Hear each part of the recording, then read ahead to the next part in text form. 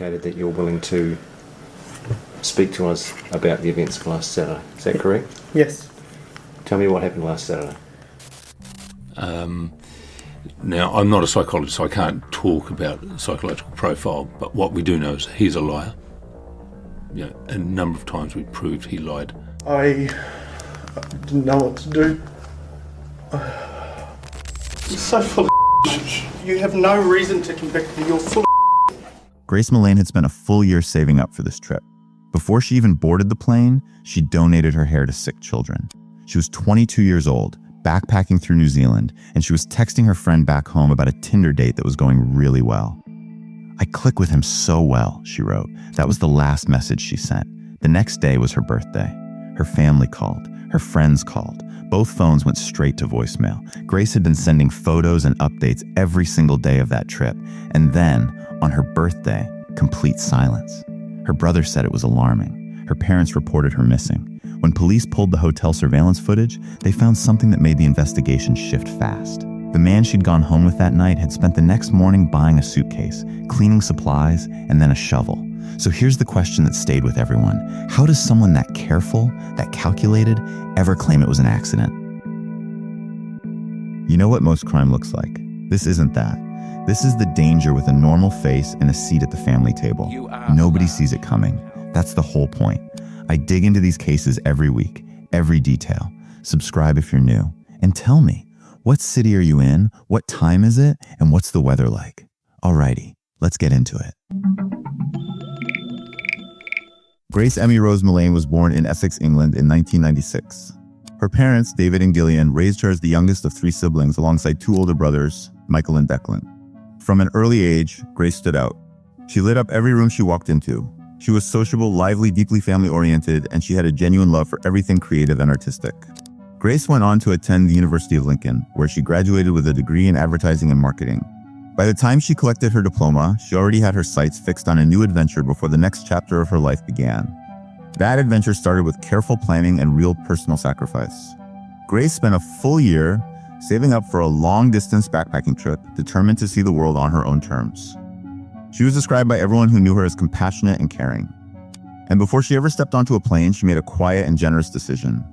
She cut off her long hair and donated it to the Little Princess Trust, an organization that uses donated hair to create wigs for children living with cancer. Before she set off to see the world, her first act was to give something of herself to children she'd never meet. In October of 2018, Grace said goodbye to her family home and set off. She traveled to Peru first, then spent 6 weeks moving through South America, meeting fellow travelers along the way, and sharing every detail of her journey with the people she loved back home. On November 19th, 21-year-old Grace arrived in New Zealand alone. 11 days later, she reached Auckland. She checked into a hostel called the Base Backpackers on Queen Street, sharing a room with a small group of fellow travelers. Saturday evening, December 1st, 2018, Grace left the hostel just before 6 in the evening and headed out into the city. She was dressed in a knee-length black dress, white shoes, and carried a small handbag. She had plans to meet someone she'd matched with on Tinder. Grace had been a little uncertain at first about whether to go. But after more messages and warming up to the conversation, she and her date settled on a plan to go out for drinks. They arranged to meet at Sky City, a large entertainment complex in the heart of Auckland with bars, restaurants, and a casino. As the evening got underway, Grace was messaging her friend Amina back home. "I click with him so well," she wrote. "He is an oil manager. He lives in a hotel." By all accounts, the night seemed to be going well. About an hour after they met, they moved on to a venue called the Bluestone Room. At one point during the evening, Grace stepped away from the table, and the man she was with reached over and picked up her handbag, searching through it for reasons that were never explained. But just after 9:30, the two of them left the bar together, arm in arm, and headed down the street into the night. The next day was Sunday, December 2nd, 2018. It was Grace's 22nd birthday. Her family and friends back home were sending messages, reaching out on social media, hoping to celebrate the day with her. But Grace, completely out of character, wasn't responding to anyone. Both of her phones were going straight to voicemail. Her brother Declan later described how she'd been practically bombarding the family with photos and updates throughout the entire trip. For her to go silent on her birthday of all days, that was alarming. Grace was what her family called a homebird, someone who kept close ties, stayed in regular contact, and never went quiet without reason. That silence was a red flag nobody could ignore. Her parents contacted Auckland police and formally reported her missing on December 5th. Officers reached out to the base backpackers, and staff confirmed Grace hadn't returned on the night of December 1st. At first, police didn't suspect foul play. The majority of her belongings were still at the hostel, undisturbed. The working assumption was that perhaps she'd stayed over with new friends and simply lost track of time. But investigators got to work quickly, and Auckland's extensive network of surveillance cameras, covering streets, bars, and public spaces across the city, gave detectives a detailed picture of where Grace had been and who she'd been with. The mystery man spotted on camera that night was identified fast. On the very night Grace was last seen, she'd updated her Facebook profile photo. Under that photo, a comment appeared, beautiful, very radiant. The person who left that comment turned out to be the same man seen with her on the Tinder date that evening. His name was Jesse Kempson, and at the time he was living at the City Life Hotel in Auckland. But something else Jesse had posted caught investigators' attention.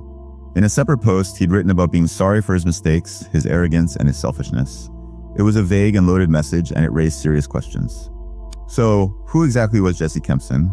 26-year-old Jesse was born in Wellington and had moved around a lot as a child after his parents separated. He'd been partially raised by his grandparents and was largely estranged from much of his family. The one thing everyone who knew Jesse seemed to agree on was this: he was a pathological liar, an extraordinary, relentless, and almost compulsive fabricator who built entire false identities and wore them with complete confidence. He claimed to be the cousin of a famous All Blacks rugby player. He told people he was dying of cancer. The stories changed depending on who was listening. The intent was always the same. Jesse lied to employers. He lied to landlords. He lied to romantic partners and people he called friends. His invented world kept collapsing around him, and he kept rebuilding it. He was frequently evicted and regularly lost jobs because of his dishonesty. One former landlord recalled that Jesse told him he was a professional softball player who'd been signed by New Zealand's national softball team, the Black Sox. He stretched the story over 8 weeks, claiming contract money was coming, before the landlord finally called Black Sox management directly. The lie fell apart immediately, and the same pattern continued at the City Life Hotel, where Jesse told staff he was a top manager for Woolworths. His rent was paid entirely by state benefits. His last actual job had been in telephone sales.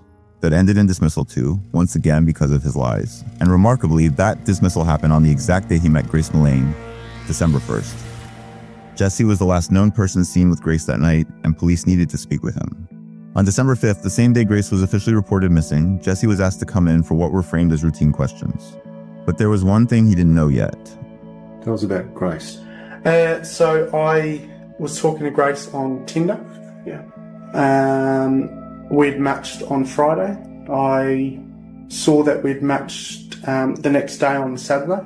And then we met at Sky City. And then we decided that we were going up to Andy's Burger Bar, which is on the first floor. Whose idea was it to go to that particular burger place? Me. Because I didn't initially know that she was real. What do you mean? Well, there's a lot of... So have you heard of catfish? No. So catfishing is where someone uses your profile, or uses your photos and pretends to be you and then meets, and you're a completely different person. How does meeting in a public place sort of protect you from meeting someone who's not as good looking as... Well, there's security there. So if she wasn't who she said she was, at least in my mind, I'd feel safe. Mm-hmm.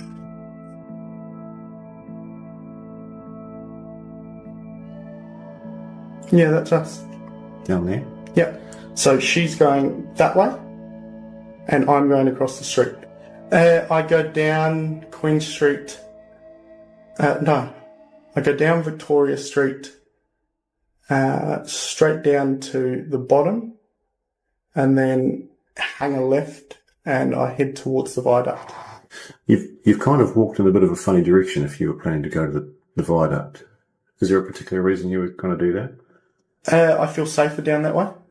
And we're very, very concerned for her safety, obviously. It's entirely possible that she's been the victim of foul play. You understand what that means? What would your feelings be about providing us with a voluntary DNA sample in the event that we can compare that against something? Would you be happy with that? 100%. I mean, I know I haven't done anything wrong, so I'm happy to do it. Okay. At this stage, we don't know what's happened to this girl. Okay. It's possible that somebody has killed her. Okay. You understand that? She might, when I say foul play, I mean that someone might have murdered her. Don't know if she's been murdered or not yet. She may be alive and well. Okay. But she might also be dead. Okay? And it could be that you've done it.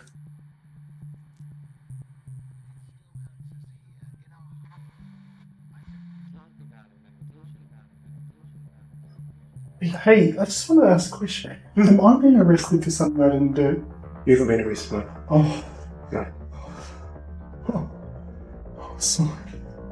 Holy shit. Jesse told investigators that nothing unusual had happened during their evening together. According to his account, the date ended pleasantly, with a hug, a kiss on the cheek, and a loose plan to see each other again the following day. He said they parted ways on the street at around 10 in the evening. He also claimed he tried to message Grace on Tinder the next day, only to find she'd unmatched him.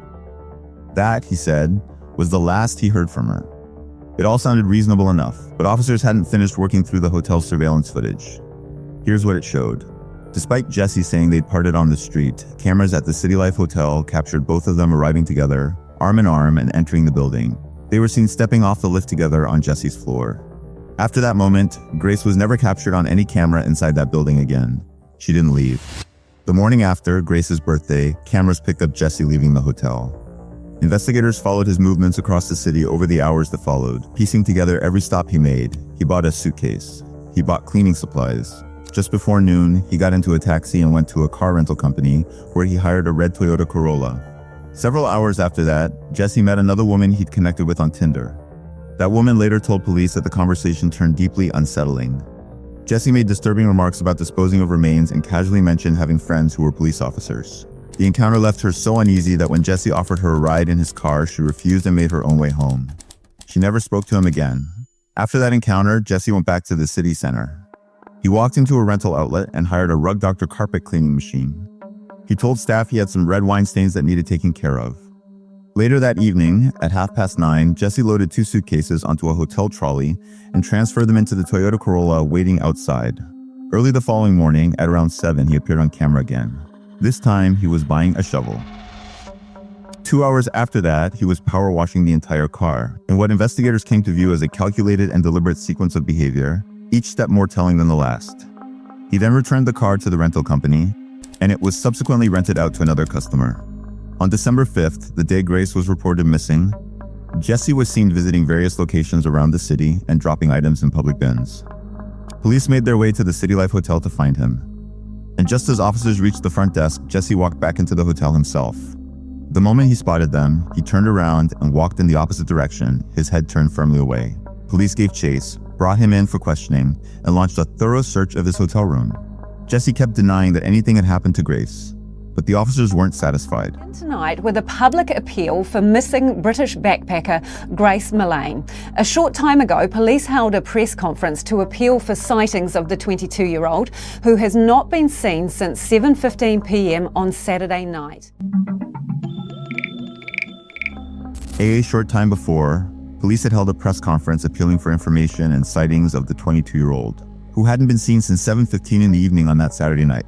On December 7th, David, Grace's father, had now arrived in Auckland. Standing before the cameras, visibly shattered by grief, he made an emotional public appeal for anyone with information to come forward and help find his daughter. I'm David Millane, Grace's dad.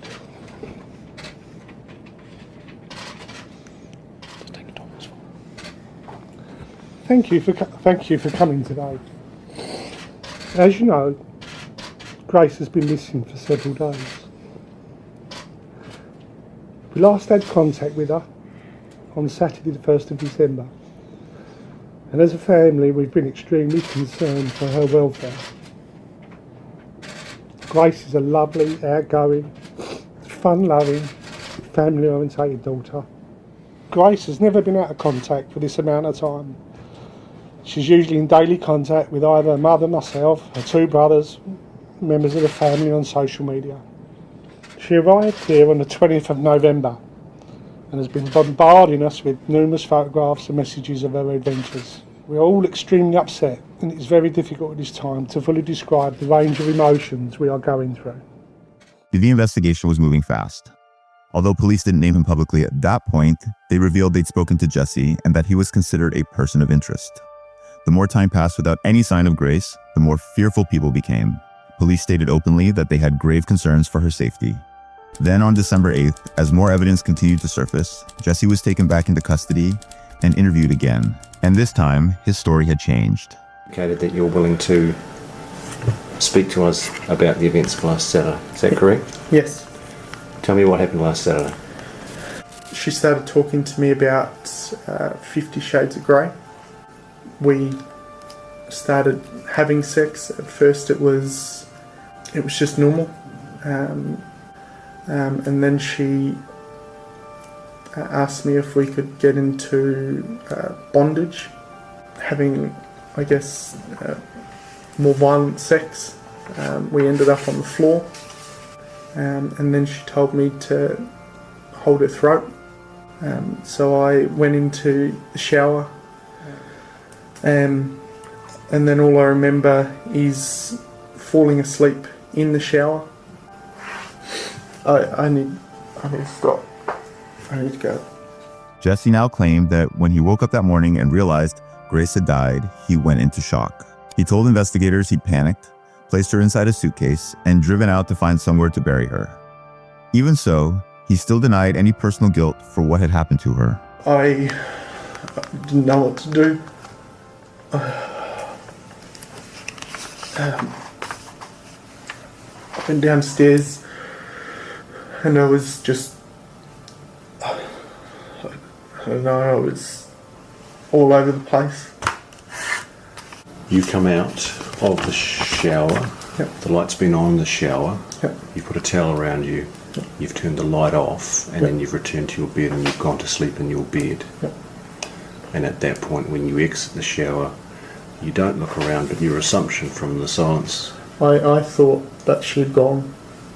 I thought she had left.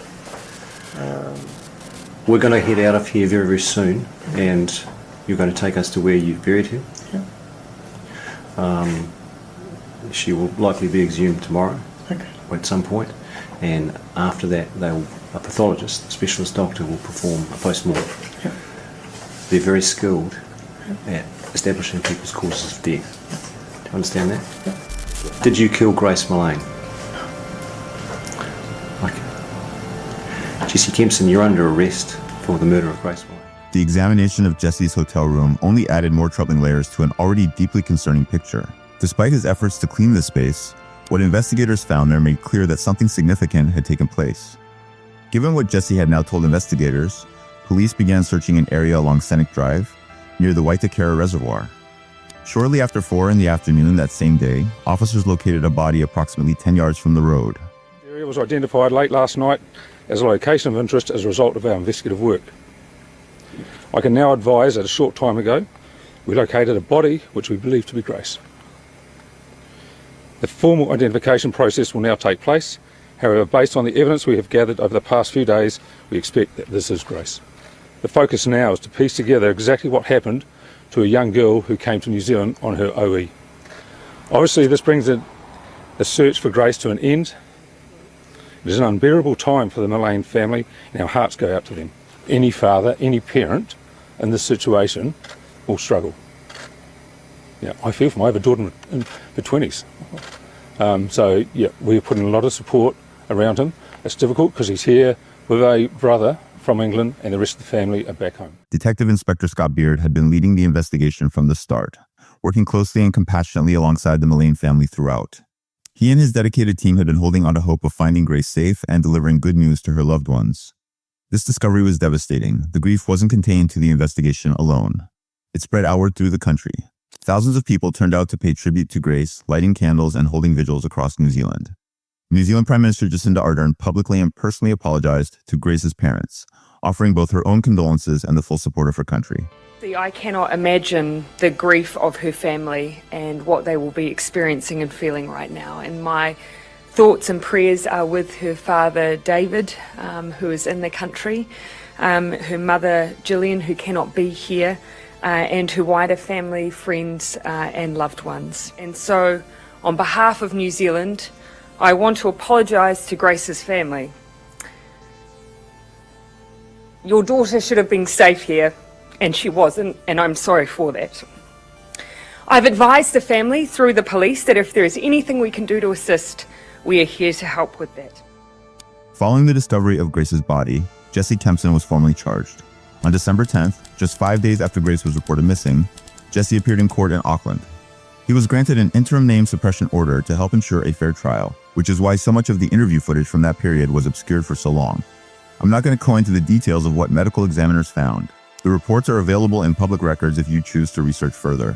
What I can tell you is that the findings confirmed this wasn't accidental. The conclusions left absolutely no doubt about what had happened to Grace, and that what was done to her was deliberate.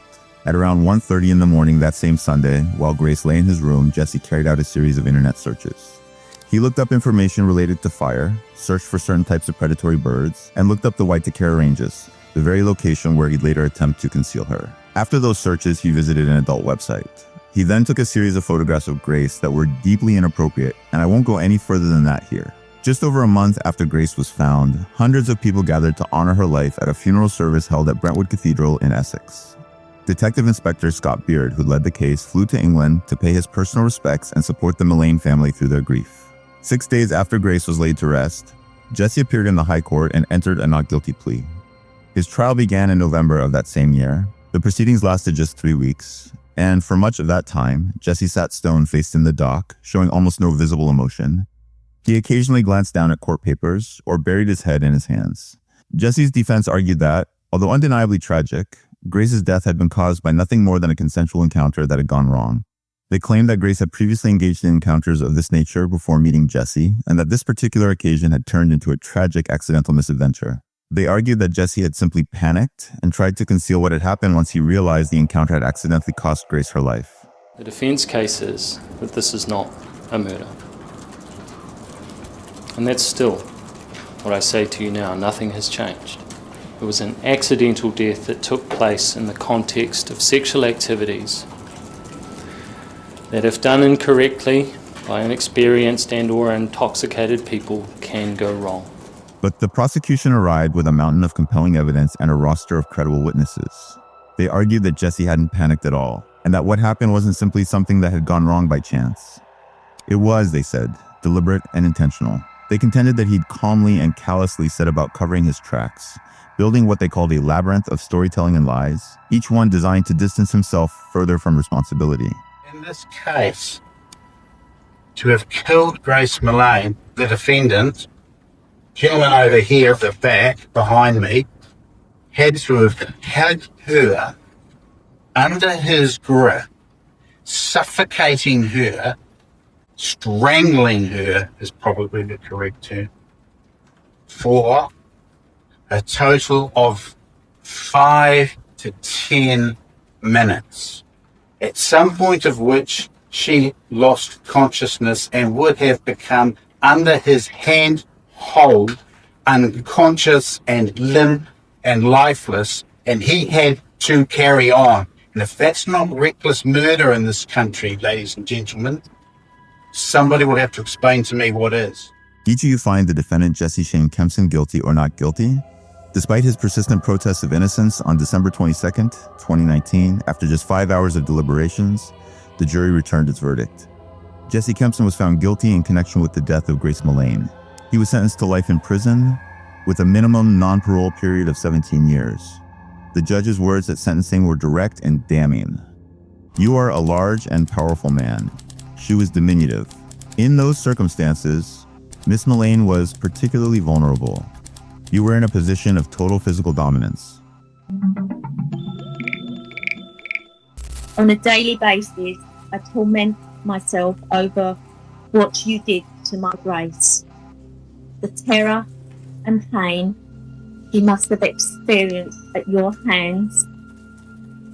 As a mother, I would have done anything to change places with her. I sit full of guilt, knowing I couldn't help her, but I should have been there. She died terrified and alone in a room with you.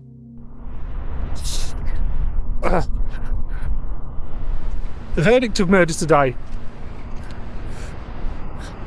will be welcomed by every member of the Mullane family and friends of Grace. It will not reduce the pain, the suffering that we've had to endure over the past year. Grace was taken away from us in the most brutal fashion a year ago, and our lives and family have been ripped apart. This will be with us for the rest of our lives. We would like to thank several people. Auckland Police Force, been professional, diligent and thorough all through this investigation. Last but not least, we would love to thank the people of New Zealand. They've opened their hearts to Grace and her family. I cannot express our gratitude enough for all the offers and gifts of kindness that we have received over the last year. I've always thought that if it wasn't Grace, it was going to be someone. Now, I'm not a psychologist, so I can't talk about psychological profile, but what we do know is he's a liar. You know, a number of times we proved he lied to the police. He lied to others. The case prompted widespread public anger over how Grace's life had been characterized during the trial and over how her death had been explained away by the defense. Many felt it amounted to shameful and grotesque victim blaming, placing scrutiny on the victim rather than on the man responsible for what happened to her. Jesse's own family didn't hold back in their condemnation. They called him a pathetic fantasist. His stepbrother said Jesse lied over pointless things all the time, kept lying until he had no way out, then broke down, cried, and ran from the consequences. After being found guilty in the high-profile trial, Jesse faced 2 further trials the following year. Both were judge-alone trials, with no jury. 2 women had come forward to police after seeing the obscured images of Jesse that circulated following his arrest. They each recognized him, and both had deeply disturbing accounts to share. In the first of these 2 trials, held in October 2020, a former partner came forward to describe what she'd endured during the relationship. I'm not going to detail the specifics of her testimony, because what she described touched on multiple categories of deeply serious conduct that platform guidelines don't allow me to recount here. The information is available in public records if you want to research further. What I can tell you is that her account covered experiences that went far beyond what anyone should ever face in a relationship, and it included Jesse taking $10,000 from her accounts. He was found guilty on 8 charges and sentenced to 7.5 years in prison. Then, in November 2020, he went on trial again. This case involved a young British tourist he'd met through Tinder 8 months before the events that led to Grace Millane's death. I'm not going to detail what she described in court. The reports are available in public records if you choose to look deeper. What I can say is that what she experienced at his hands crossed every boundary that should exist between 2 people, and that he accompanied what took place with a threat so severe it should never be spoken aloud. He was found guilty and handed an additional 3.5 years in prison.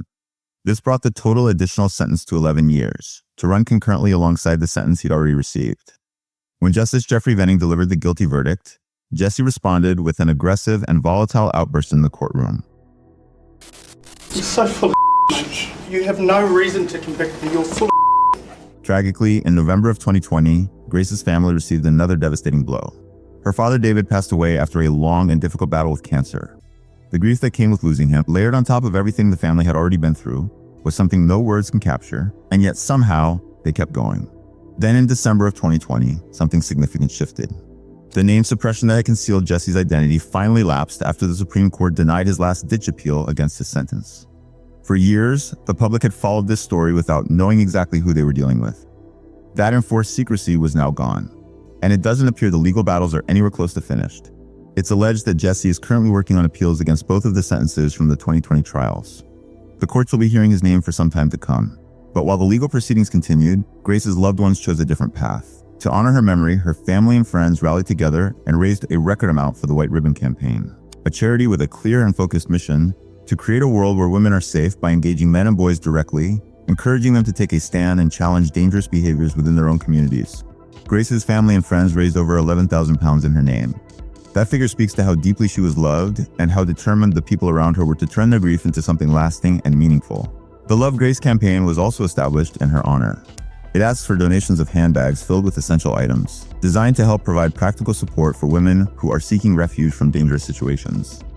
It's a way to keep Grace's spirit alive and to make sure that other women facing danger have somewhere safe to turn. Grace Millane cut her hair for children she'd never meet before she ever boarded a plane.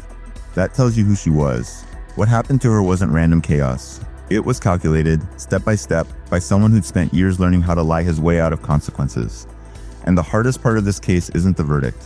It's that the defense stood in a courtroom and tried to make her responsible for her own death. What does it say about our legal culture when a victim's past is used as a defense strategy? Would Jesse's pattern of behavior across multiple women have been enough to stop him earlier, if anyone had connected the dots? And does the work Grace's family built in her name change anything concrete, or does the system need to change first? Subscribe if you want cases investigated with the care they deserve. Next time, we're looking at a case where the danger came from inside the family home.